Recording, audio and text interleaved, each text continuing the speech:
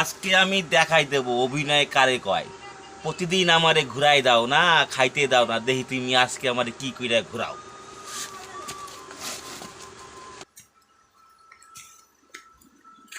বাড়িতে কেউ আসো নাকি? কে? আমি কালু। কি হচ্ছে?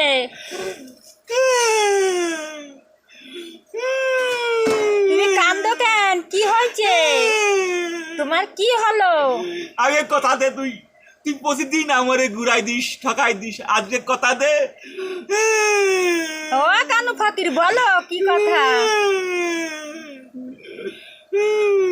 বলো কি? কান্দে না। আমি 3 দিন কিচ্ছু খাই নাই। যাও যাও, তাহলে খেয়ে আসো, গিয়ে যাও, তারপর কথা।